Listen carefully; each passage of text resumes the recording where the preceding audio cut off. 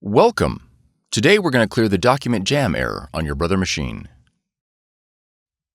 This video will cover multiple models and operating systems. Even though your machine may not match the model on the screen, the overall process will be the same.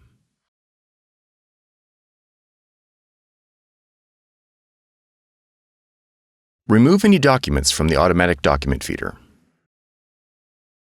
Open the ADF top cover. Gently remove any jammed paper with both hands. Close the top cover.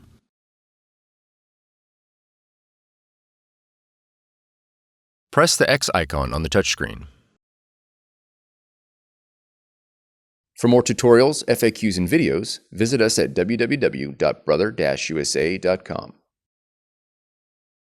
If you found this video helpful, be sure to subscribe.